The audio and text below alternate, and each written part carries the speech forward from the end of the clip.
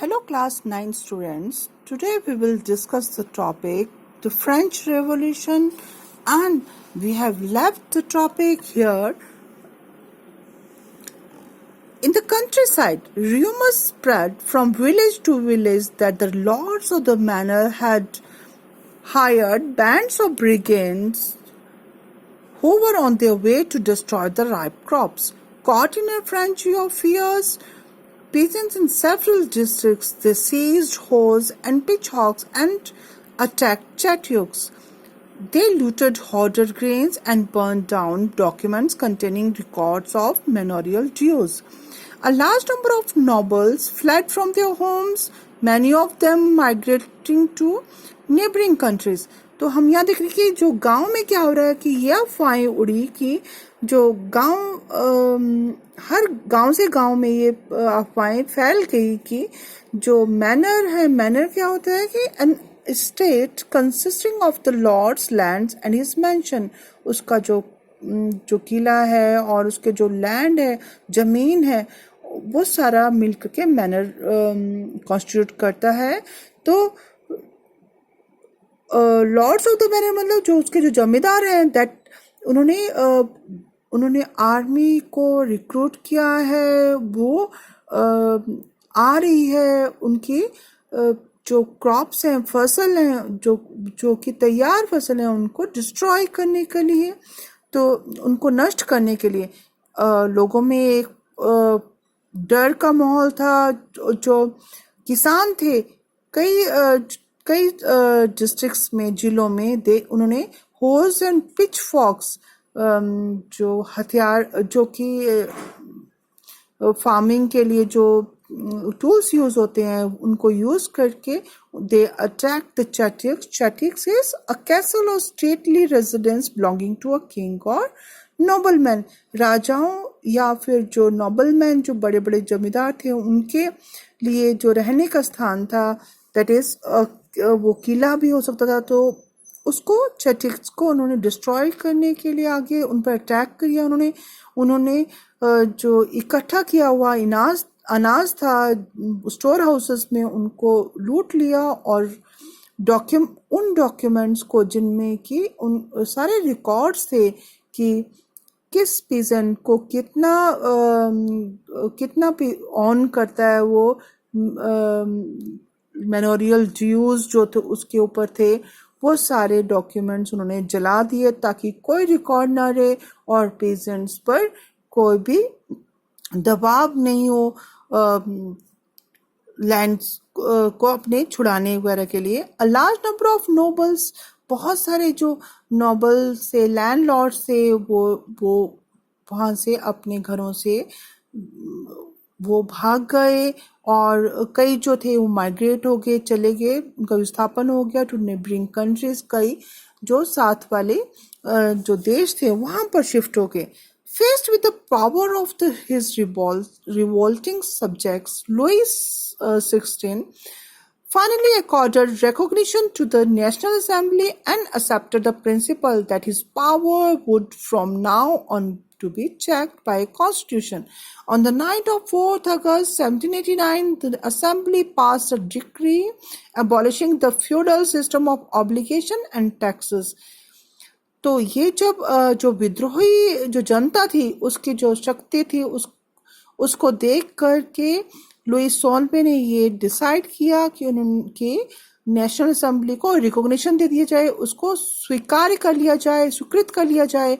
और उन्होंने ये जो पावर थी, जो सत्ता थी, उस पर एक चेक हो, उस पर कंट्रोल हो, किसका, कॉन्स्टिट्यूशन का, संविधान का. और 4 अगस्त 1779 में उन्होंने नेशनल असेंबली ने एक कानून पास किया कि जो फ्यूडल सिस्टम ऑफ ऑब्लिगेशन और टैक्सेस है, जो फ्यूडल सिस्टम ऑफ लैंडलॉर्ड जो कंट्रोल रखते हैं लैंड का, उस पर जो टैक्स लगाते हैं, तो वो सिस्टम एबॉलिश कर दिया जाएगा, मतलब खत्म कर दिया जाएगा. जो members of the clergy were forced to give up their privileges, tithes were abolished and the land owned by the church were confiscated. जो क्लर्जी के जो नोबल्स के जो पर्सन्स थे जो अपर क्लास ऑफ सोसाइटी थे, उनको अपने अधिकारों को छोड़ना पड़ा। टैक्स जो कि टीथे एक is a type of tax, ये भी खत्म कर दिया गया। और जो चर्च के पास जो लैंड था वो भी छीन लिया गया। As a result, the government acquired asset worth at least 2 billion livres. तो जो गवर्नमेंट थी उसके पास 2 बिलियन लीवर के एसेट्स हो गए, मतलब उनके पास 2 बिलियन लीवर्स की संपत्ति प्राप्त हो गई। France became a constitutional monarchy. The National Assembly completed the draft of the constitution in 1791. Its main object was to limit the power of the monarch. These powers, instead of being concentrated in the hands of one person, were now separated and assigned to different institutions, the legislatures, executive and judiciary. This made France a constitutional monarchy. तो ये national assembly ने संविधान का जो draft था, वो मसौदा था, उसको तैयार कर दिया 1791 में। इसका मेन उद्देश्य था कि जो मोनार्क की जो पावर्स है, मतलब सिंगल जो पर्सन रूल कर रहा है, आर मोनार्क की सिंगल पर्सन की जो रूलिंग पावर है, उस पर कंट्रोल हो जाए। और ये पावर्स जो शक्ति थी वो एक हाथ में ना होकर के अब उसको अलग कर दिया जाएगा, और डिफरेंट जो इंस्टीट्यूशंस थी, संस्थाएं थी, जैसे कि लेजिस्लेचर, एग्जीक्यूटिव और जुडिशरी, इनमें शिफ्ट कर दी जाए। अब जो फ्रांस था वो संवैधानिक मोनार्की था, संवैधानिक मोनार्की कह सकते हैं। और ये पॉलिटिकल सिस्टम कैसे वर्क कर रहा है, यहाँ पर बताया कि एग्जीक्यूटिव, किंग, मिनिस्टर्स एंड उन पर कंट्रोल, वीटो पावर है उसमें नेशनल असेंबली को, उसके मेंबर्स हैं 745, और इलेक्टर्स हैं जो कि वोट देते हैं, वो नेशनल असेंबली कॉन्स्टिट्यूट करते हैं, और नेशनल असेंबली से control king, national assembly control करती है किंग को। तो इस तरह से ये सारा मसौदा तैयार किया गया। The constitution of 1791 vested the power to make laws in the national assembly. National assembly में कानून बनेंगे विच वॉज इनडायरेक्टली इलेक्टेड, जो कि नेशनल असेंबली को इलेक्ट करने के लिए इलेक्टर्स इलेक्ट करेंगे, जो that were 50,000 man, that is citizens voted for a group of electors who in turn chose the assembly. Not all citizens, however, had the right to vote. Only men above 25 years of age who paid taxes equal to at least 3 days of a laborer's wage were given the status of active citizens, and that is they were entitled to vote. ऐसे man और persons जो कि 25 साल उन्होंने as के complete कर लिए हों, और वो क्या पे कर रहे हैं, टैक्स पे कर रहे हैं। दैट टैक्स कैसा है, that is equal to the 3 days of a labourer's wage. एक मजदूर की 3 दिन का वेतन है, वो दैट वाज द, उसके बराबर अगर वो टैक्स पे कर रहे हैं तभी उनको एक्टिव सिटीजन माना जाएगा और उनको वोटिंग राइट्स होंगे।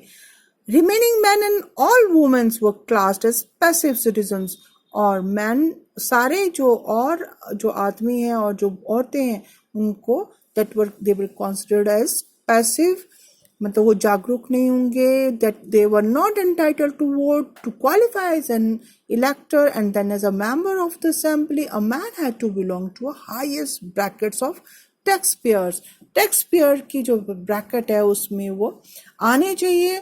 The constitution began with the declaration of the right of man and citizens. Rights such as the right to life, freedom of speech, freedom of opinion, equality of before law were established as natural and inalienable rights. That is, they belong to each human beings by birth and could not be taken away. It was the duty of the state to protect each citizen's natural right. तो संविधान शुरू हुआ, उसका मसौदा जो शुरू हुआ उसमें डिक्लेरेशन थी अधिकारों का की घोषणा की गई, मैन और जो नागरिकों के कैसे राइट थे, अधिकार थे। राइट टू लाइफ, जिंदा रहने का अधिकार, जीविका का, स्पीच, फ्रीडम ऑफ स्पीच, बोलने की स्वतंत्रता, फ्रीडम ऑफ ओपिनियन, अपनी राय देने की, इक्वालिटी बिफोर लॉ, कानून की दृष्टि में सब लोग समान हैं। ये सारे प्राकृतिक और ऐसे राइट्स थे, ऐसे अधिकार थे जो कि इम्पॉर्टेंट थे। और वो सारे लोग जो थे, each human being is equal by birth, पैदा होते ही वो सब देवर इक्वल, एंड उनसे ये जो अधिकार छीने नहीं जा सकते। It was the duty of the state. और किसकी ड्यूटी है? ये स्टेट की, राज्य की ड्यूटी है कि उन राइट्स को प्रोटेक्ट करे। तो यहाँ पर ये डिफरेंट राइट्स भी दिए गए हैं यहाँ पर, जिनमें राइट्स का दिए गए हैं, सारे अधिकार दिए गए हैं। क्या क्या वो प्रॉपर्टी और राइट्स, लिबर्टी। और यहाँ पर उन्होंने कुछ सिंबल्स भी यूज किए हैं। ब्रोकन चेन, मतलब कि broken chain stand for the act of becoming free, की अब वो फ्री हैं, they are not in prison. वो एक किसी विचारधारा से लोगों के, वो सारे फ्री हैं, स्वतंत्र हैं अपनी बातों को रखने के लिए। The bundle of rods and faces, एक रॉड है that can be easily broken, पर जो बंडल है, एक रॉड को तोड़ सकते हैं, पर जो बंडल है, इकट्ठा बंडल रॉड्स का, उसको नहीं तोड़ सकते। ये एक एंटायर नेशन की स्ट्रेंथ है। Eye within a triangle means कि लाइट रेडिएट हो रही है चारों तरफ, नॉलेज, ज्ञान का